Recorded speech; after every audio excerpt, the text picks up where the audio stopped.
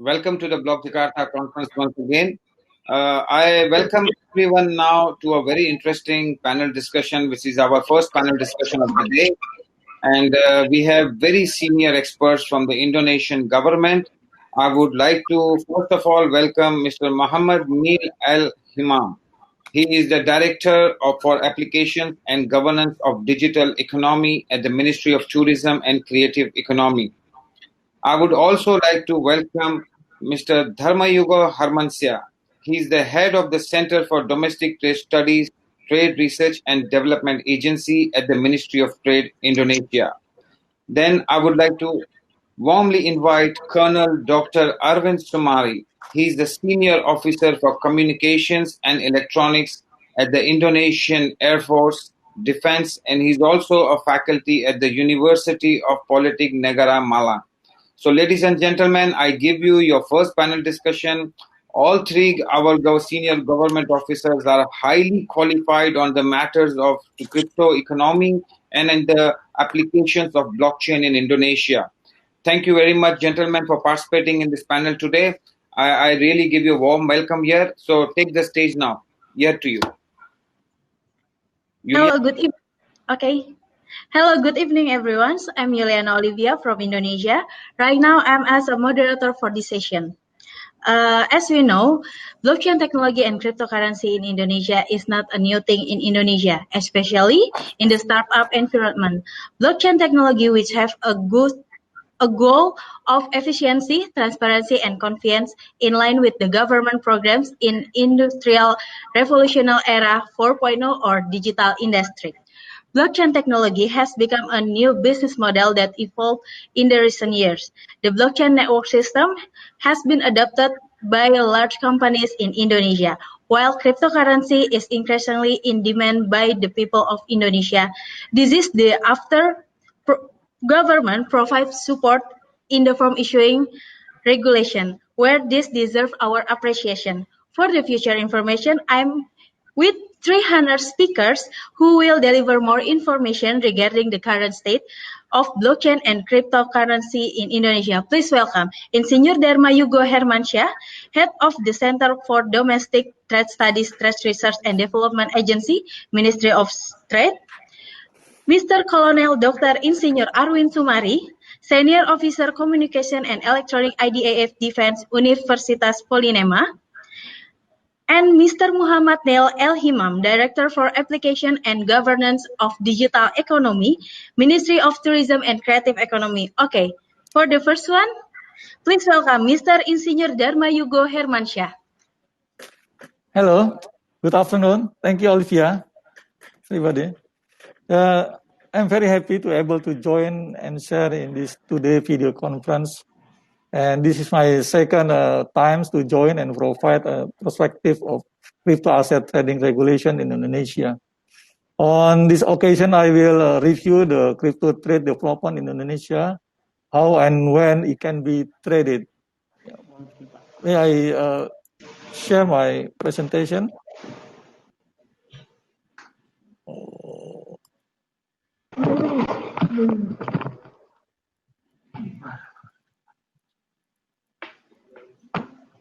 Okay, I will review about Indonesian crypto, how and when it can be traded, because this after the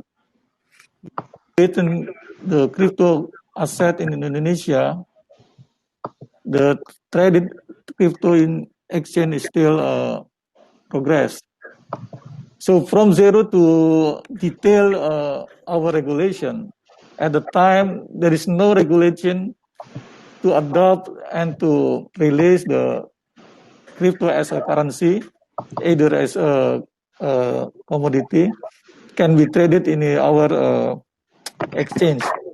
At the time, between Indonesia institution like BI, OJK, and Ministry of Trade and Ministry of Finance still discussed about the cryptocurrency. And in the beginning, when we discuss about the cryptocurrency, as like Oscar said that BI, or central bank not accepted as a currency, and also OJK still defends that this is not a derivative product from stock or securities. So the panel at the time we discussion that this must be regulated by COFTRA, Commodity Future Trading Regulatory Agency, or BAPEPTI. When BAPEPTI regulated that this crypto, we assume that commodity is the hard commodity, but we also has some contract of the futures commodity like weather and carbon or temperature that can be also traded in our exchange. So at the time the crypto asset we can trade it as a intangible commodity. In the beginning of the trade of the crypto, there is no obligation the exchanger to report or to has a license, and then they trade very free. There is no regulation that he must be applied. And then after this regulation, the exchanger must be registered, and then another exchange and clearing house, also the depository institution must be has a license. At the time, the customer profession and the foreign direct investment, we have a problem because there is no some regulation that can be used at the time. So this is the definition of the crypto asset. Maybe everybody know well about the crypto asset as digital asset which utilize cryptography, peer-to-peer networking, and a public ledger to regulate the generation of new unit, verify the transaction, and secure the transaction without the intervention of any middleman. The Indonesian legal standing of the crypto Indonesia, if you look at this chart, we have a law of the future market, including this in physical market on exchange. That's why our regulation can be accept that physical market on the asset of the crypto can be traded in our exchange. So the Ministry of Trade Regulation number 1990-2018 has added the crypto asset as a subject of the commodity that can be traded in our exchange. And the other regulation of the COFTRA, until we have 2020, there is 5 regulation of COFTRA as settled to accommodate that crypto asset can be traded in our exchange.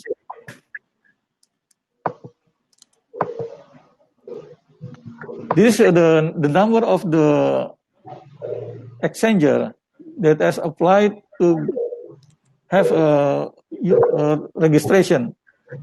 One of the exchanger is a Crypto Indonesia Berkat, Ubit Exchange Indonesia, 3 Inti Utama, Indodex Nasional Indonesia, Pintu Kemana Saja, Fax Exchange Indonesia, Bursa Kripto Prima, Luno Indonesia, Rekeningku.com Indonesia, Cipta Coin Digital, Trinity Investama, and Indonesia Digital Exchange.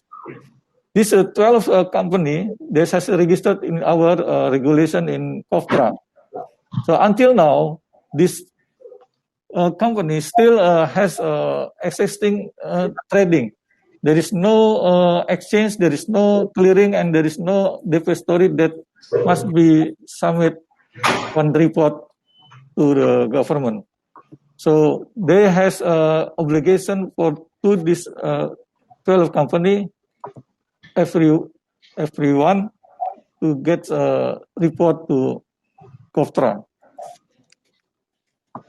If you look at the mechanism transaction before the existing law has developed, the existing transaction in the exchanger between client, buyer, and seller is direct to the exchanger. The money to the exchanger, and the exchanger keep the money and also collect the coin and then sell the money to the client to seller and give the coin to the buyer. When we has a law in the crypto transaction, we have three or new organization or new institution. This one Hello, sorry, Yeah. instruction, sorry. Maybe you can share the screen first because we cannot see the presentations. I'm sorry yeah? for the Yeah. interruption. Just activate the screen share on. Okay.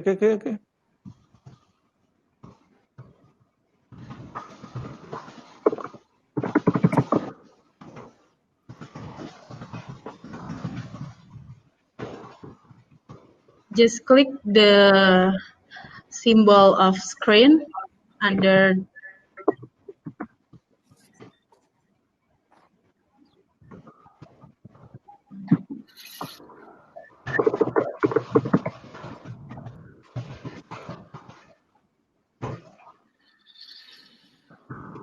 Nah, okay, good. Yeah. You can continue Yeah, your we presentation. continue. Yeah, this is a mechanism transaction of the existing the cryptocurrency after we have regulation. Now we have three of the institution of the trade for crypto.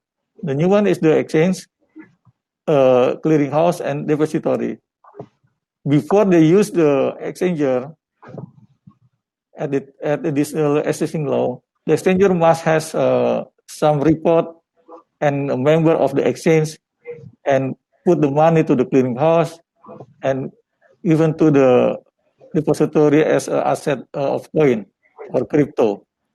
And client and buyers go through the platform of the exchanger to trade the crypto. This is the new law that the crypto can be traded in existing law. So maybe this not simple like before the existing, but this one the composition of the existing law must has three new institutions. And if you look at our situation until now, for institution of exchange, clearing, and depository and exchanger, until June 20, there is 12 exchanger has registered. But for exchange, clearing, and depository, until now, there is still in progress. During the time, the exchanger still has 12, and then the end of the March 20, if there is no exchange could be applied, clearing could be applied, and also the depository can pay. And the end of the March, on April, the trading crypto in exchange will be filled because the three of the institution there is not exist at the time. So this is our problem. If there is no some exchange clearinghouse will be submit until the end of the month. The problem is of the speaking say that the capital and term of capital payment for the exchange around 200 million or 14.3 million US dollar, and for clearinghouse also the same. This is still very expensive for the capital for exchange and clearing to top up. So, and another one, also the no eligible entity as depository can approve, can get some appointment or some commitment to in our regulation. So how and when this will be can we trade the crypto asset? I think the four institutions like exchange, clearing house, depository must we fulfill the capital, fulfill the supporting system, and the exchanger must be membership of the exchange. So when will be crypto asset be traded is as soon as possible after the 4 institutions and requirements are met for this situation. So what the solution? The solution is the exchanger that there are no 12 company can be make some collaboration with the clearinghouse to create or make some new exchanges with consortium between clearinghouse and 12 exchanger, develop the new exchange, and also consortium to develop depository. So by now, from June until the end of March, the time of the relegation must be fulfilled. I think the end of the month, one exchange will be developed, one clearinghouse also exists, and also then depository. So the 21, the mechanism of the crypto by the law is can be traded in our exchange. Excuse me, Mr. Dharma Yugo, your time only 2 minutes again. Okay, this one 1 minute. Okay. This one is a new model. If you want to adopt with the new model and modify the law, but we not need depository. We use our existing institution that we have, exchange and clearinghouse. When the buyer and seller come to the exchanger pass through the money into clearinghouse, but the coin, but the asset and the crypto is managed by the exchanger. And the exchanger must be submit the report to exchange as a first layer surveillance. This is maybe the ideal mechanism transaction of the crypto.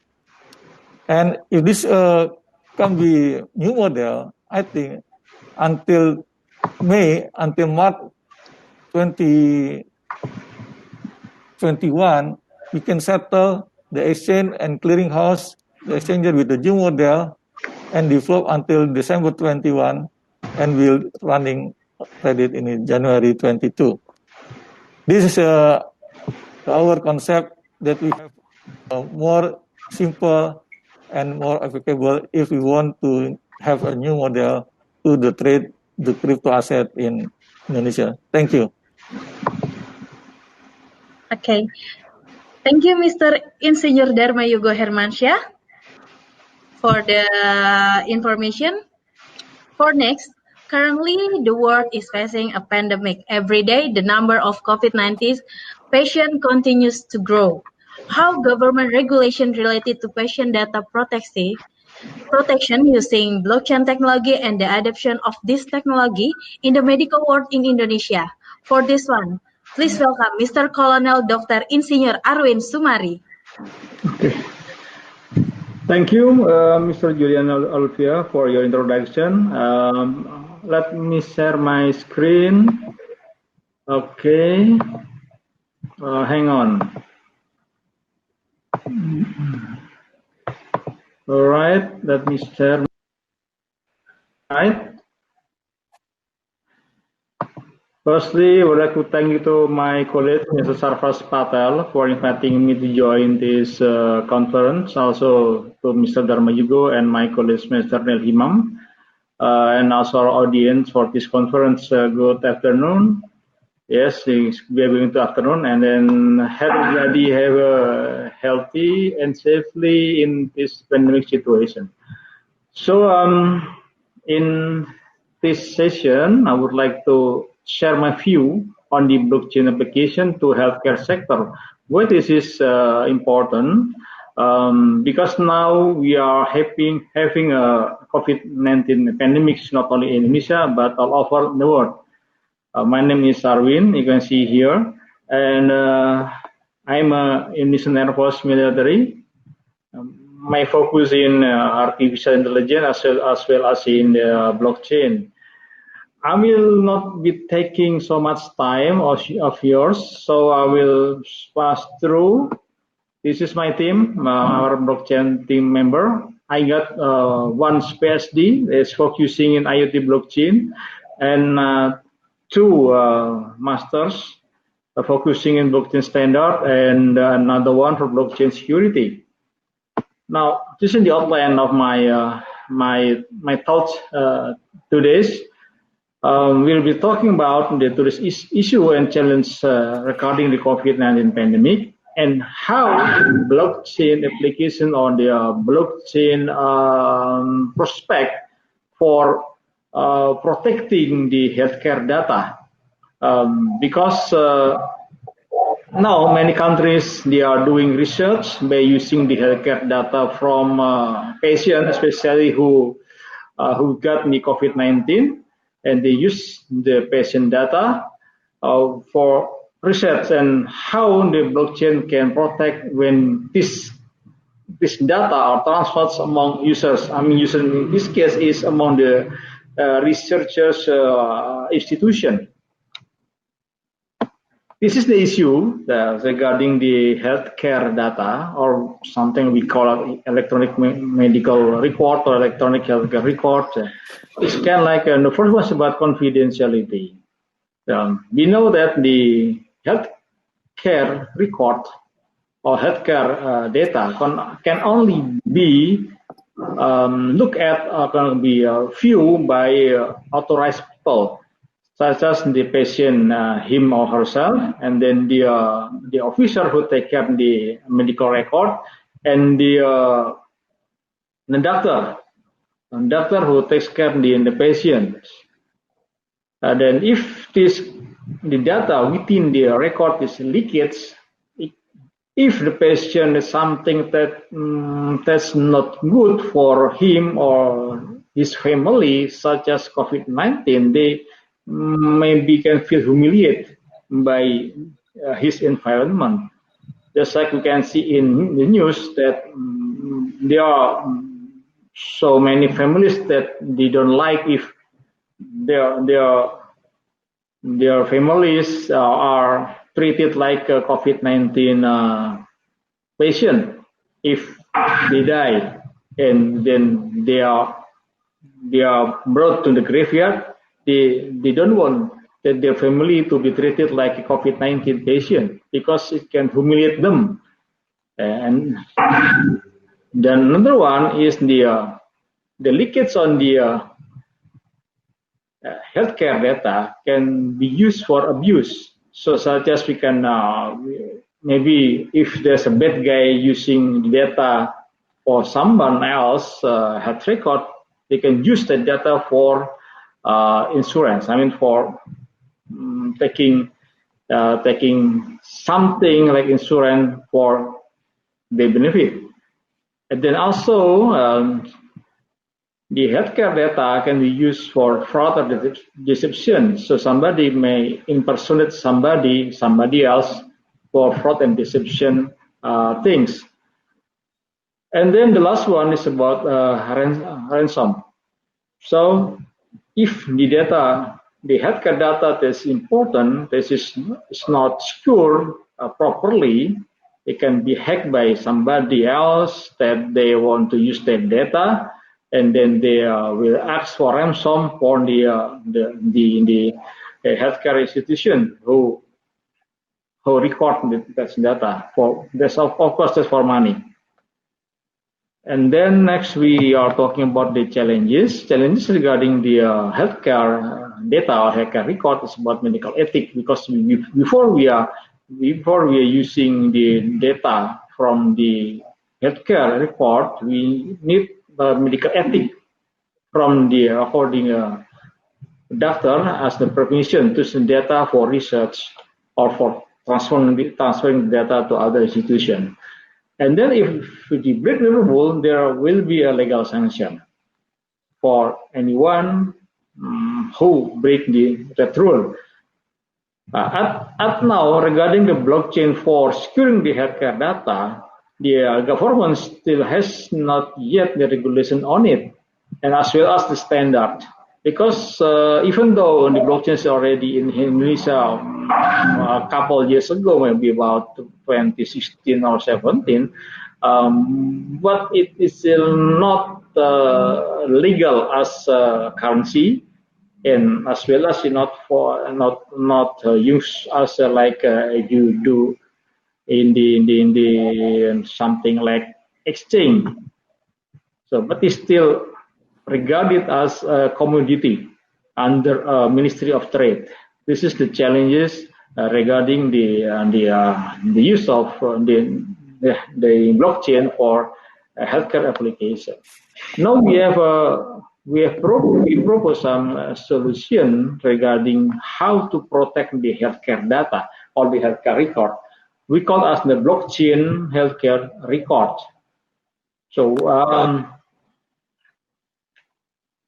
as you know, as the information and information technology and cyberspace now is being used very massively, so it's very easy for any people to access illegally to hospital storage, data storage. So that's why we propose what we call as health record double protection. One is on-chain security, and the second one is off-chain security. The on-chain security is we use the blockchain to secure the health record data if it is accessed from outside, or it will be transferred to other institution or to other authorized people. Such as if I'm the patient, I want to see my report, so I have to. So before I can see my data, I have to go to the on-chain security through the blockchain. And then the second one is off-chain security. It is linked one to another, but the off-chain security is for securing the health record within the internal system. So we put something in that. So there will be two blockchain. One is for off-chain, the another is for on-chain security. This is how the mechanism works within the on-chain off-chain security. So the health record of the patient is with, and then of course it is the patient who is provided by medical service, and then the record is encrypted and stored on off-chain. I mean in the internal storage, and it is assigned a specific ID, and we hash the value of the URI data, not the URL, but the URI. And then next, the encryption process uses the computation distributed load mechanism, which accelerates the encryption and decryption process of the EHR or health record database. The hash of URI that was stored on blockchain is used to retrieve the encrypted health record. So after the health record is required, the data will be decrypted based on the relevant ID, on the according ID regarding what we already done in the firstly when we hash the value of the URI. This is how the off and on chain where the blockchain can do its job to protect and to secure the patient health record data. So regarding the standard, our team is already doing the investigation, and as seen in here, the blockchain has 5 benefits. One is privacy, the second one data exchange, the third is immutable, for profit, and the 5 is scalability. And we can see in here there are two columns, easy to implement and costly. So we took a look to each one benefits. How easy it's implement, how easy it used for data exchange, and so on. Like in the first benefit, privacy, it is easy to implement, but it's costly. Yes, blockchain is costly, but because it is regarding the infrastructure. but when the infrastructure is going now is going to be cheaper, so meaning this can be reduced. And data exchange is also easy to implement, but also costly. Only 5 benefits they are costly right time now. But we believe that with the advancement of the information technology, especially in the cryptography and then the distributed network and then and the scalability of the network. So we believe that the cost can be reduced much more in the near future. Okay, excuse me, Mr. Arwin. Yes. Hello, excuse me. Your time only 2 minutes again, okay?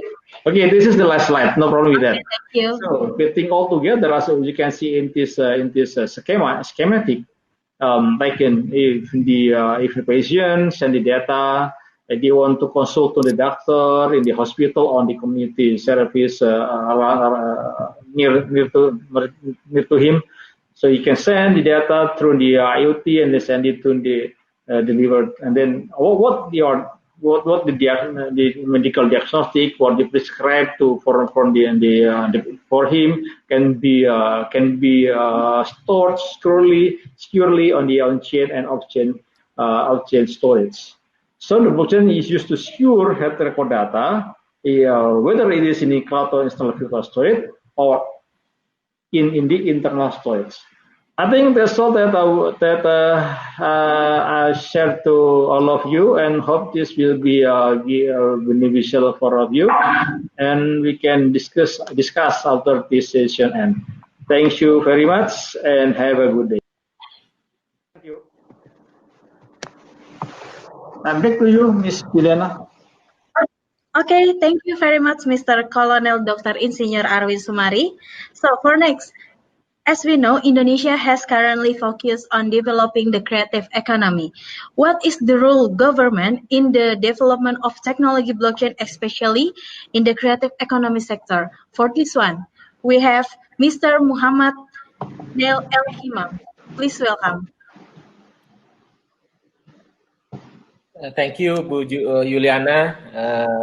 Good morning, good afternoon, and good evening for all the audience out there. And thank you also for Safaras for inviting me back in this occasion. Although this time around is mainly or purely on online. This is the first time that we are doing a conference online, and I think this is a good thing that come out of this situation.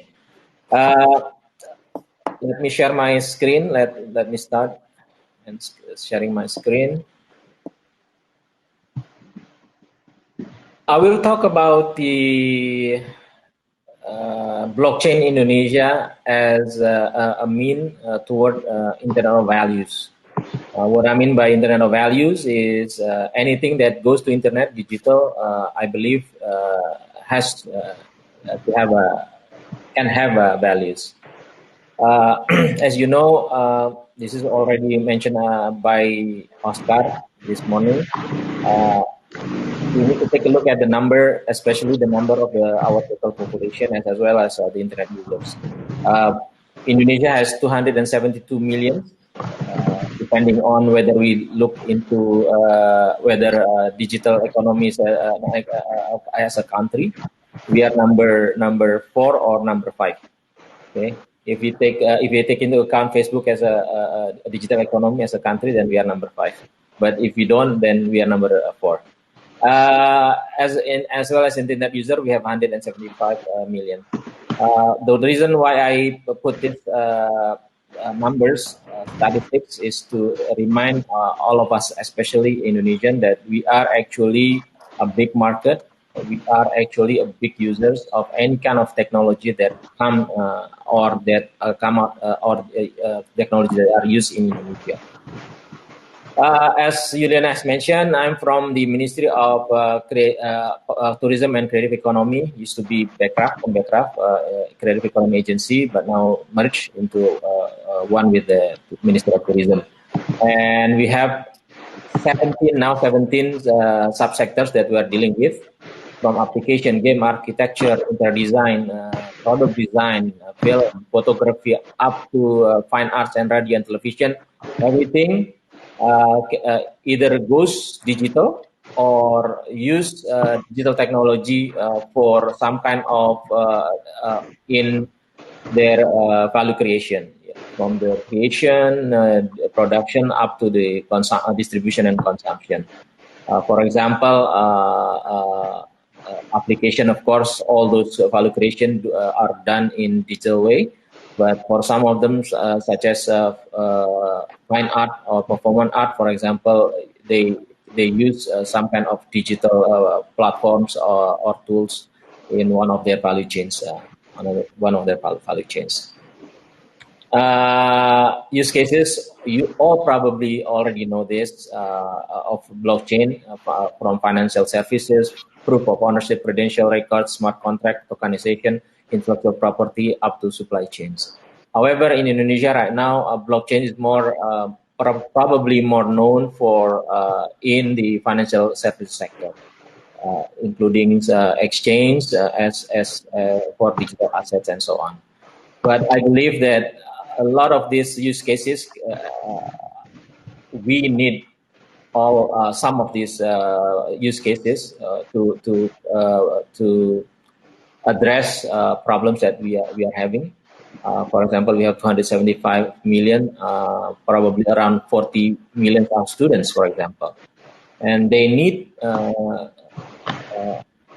As they grow up, as they learn, as they study, they will undergo test qualification and so on. And basically, you need some kind of record system that are proven, that are accountable and transparent, for example. And I think blockchains can provide that, especially also in higher education, when certification or diploma become an important credential for example, for getting jobs, or for proving that they have the skills and the knowledge for their task. Smart contract, of course, already there.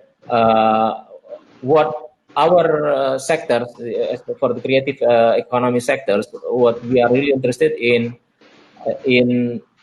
implementing or using blockchain technology, either in tokenization of digital contents, or also protecting or monetizing the intellectual property.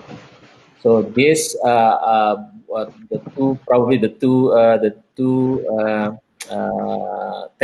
two sectors that the two capital cases that we are really interested in. On the other, we have a program. Basically, we started 2 years ago, but up to now we are still trying to come up with ideas.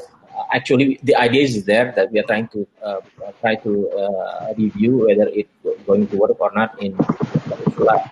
It's collective management, digital collective management of.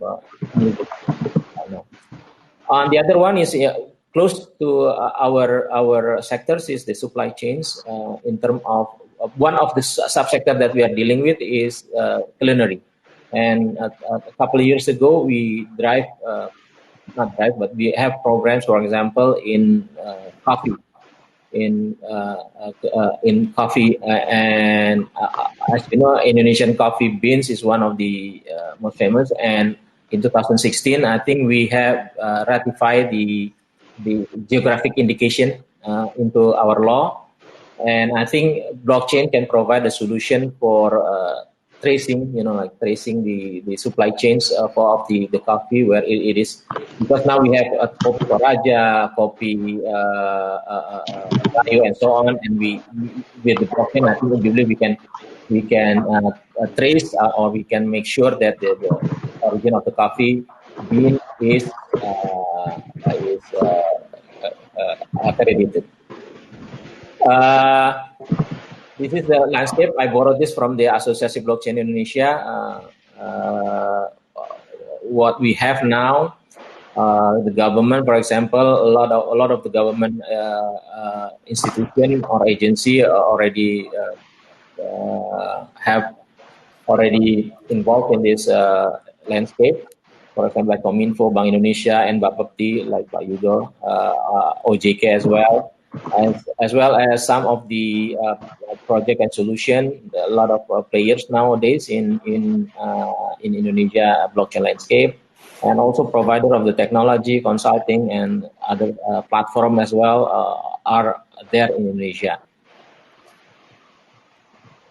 Some notable developments, for example, we just heard that Toko Crypto, one of our exchange, has been financed by Binance. And in these sectors that close to us, coffee, Emurgo work with Blue Korinci, one of our brand, with geographic indication is from Kerinci Mountain in Sumatra. And I believe last year Batam authority work with, for example, the hospital with the clinic for health record. And I think for the with PLMP Fintech is for the port. And other one that are close to our sectors is in gaming subsector. I think play games work with got investment from Tron, from one of the platform, blockchain platform.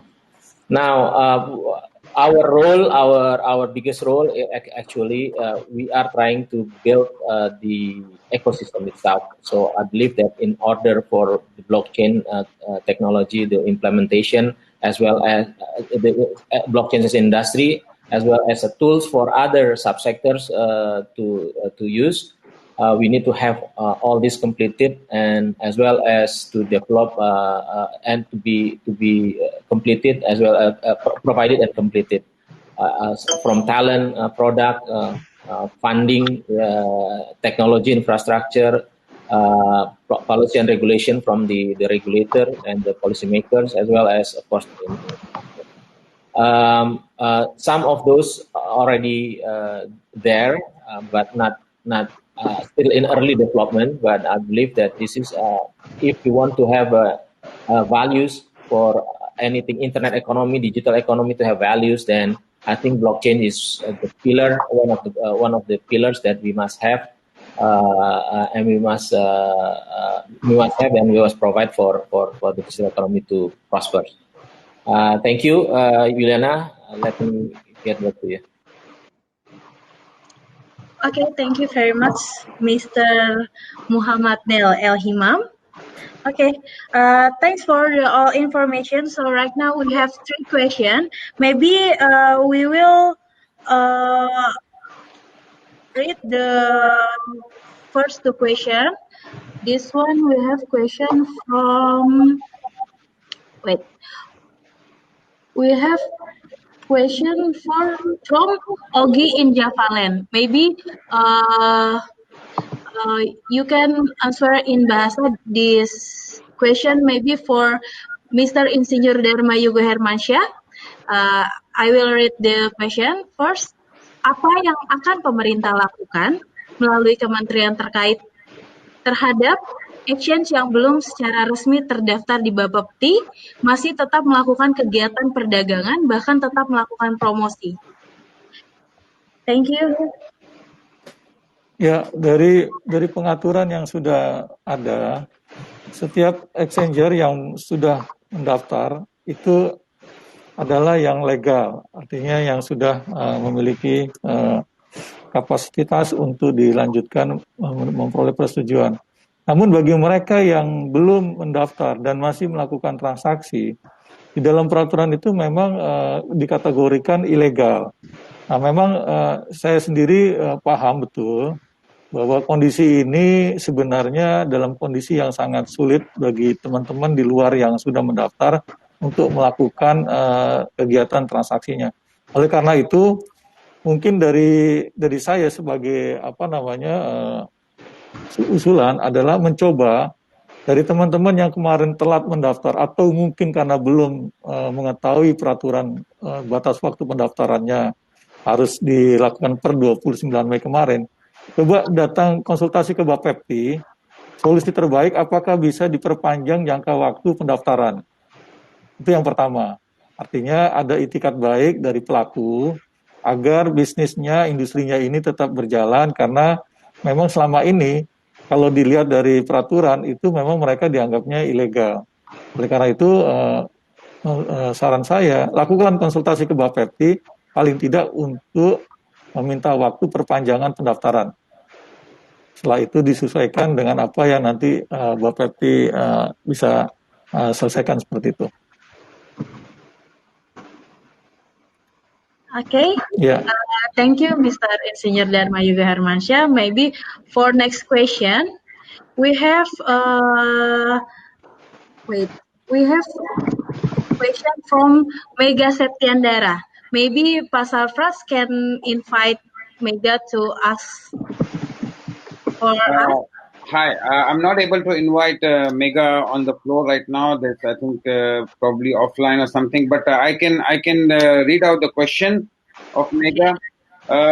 The Mega's question, Mega Satyandara's question is: does the government plan to minimize the amount of paid-up capital for crypto exchanges? It's an impossibly higher barrier of entry for new exchanges, and the exchanges don't act as market makers. We use third party for that. So why do we need to get 200 billion as paid up capital? So this is regarding the registration of the crypto exchanges. It goes to Padharma Yugo again, I believe. Okay, thank you, Mega. For the capital paid up, I think the government is still discuss about of the capital that must be requirement to be submit, because when the regulation first time to publish, this 1 trillion rupiah that must be to require the fulfill. But now until the end of the 2024, not enforced, the requirement for the capital must be around 500 million rupiah. So I think if you want to make some discussion about the capital requirement to the maybe more low, I agree with you, because I also said to our colleagues in the Bapepti, well, we must set the requirement of the capital around 200 million rupiah. Why not we use the existing exchange that only 100 million rupiah can be traded in our crypto. So this is still, I think, plan to the COFTRA to discuss about what's the fulfill the payment and the term of the full payment, and also the amount of the capital must be submitted. Yes, I think there's one question for Panil. Juliana, can you read out the question for Panil? This is question for Mr. Nel El Himam. This from Bernanis Puspitasari. How Indonesia government see Bitcoin as a payment tools in the future? Well, I don't think that's my field to answer that. I think you need to ask either OJK or Bank Indonesia as payment, because there is a law that payment can only done in our currency, which is rupiah, and the law specifically stated that only right now only those the rupiah is the official currency. But if you are asking, I think Pak Yugo already mentioned in the beginning of his presentation that as well as Oscar as well.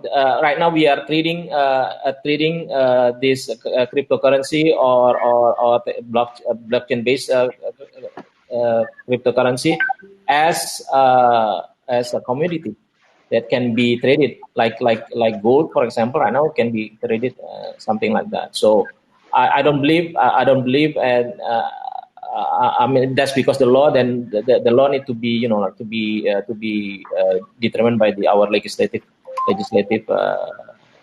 part of our government. Okay, very quickly, I would just before we close the panel, I would like one question which has come in. I would like to give this to Colonel Arvind Sumari.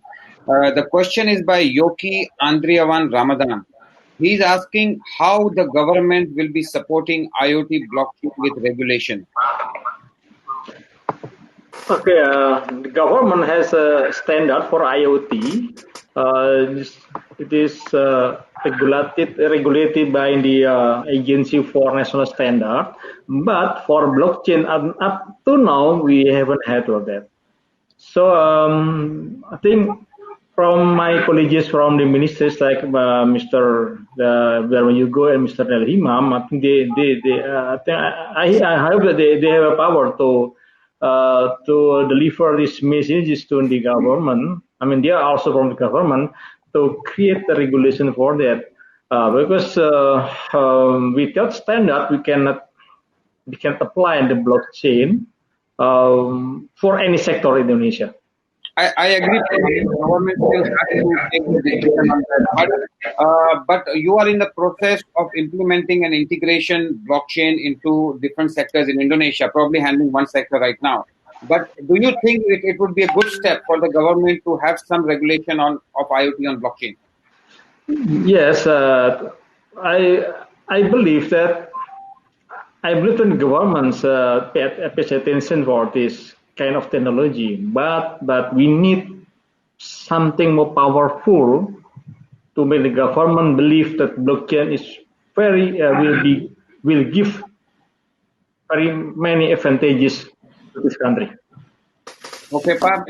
So I think we would like to end this panel session now. I once again thank all my senior panelists. Thank you. Thank you for joining us today. I thank Pak Neil, I thank Pak Arvin, and thank you so much, Juliana. You've been wonderful moderating this panel. So thank you very much. Assalamu alaikum. We'll see you again. Please Bye. join the next session. Thank you. Thank you. Bye. Thank you. Thank you. See you again. See you again, Pak Yugo. Bye.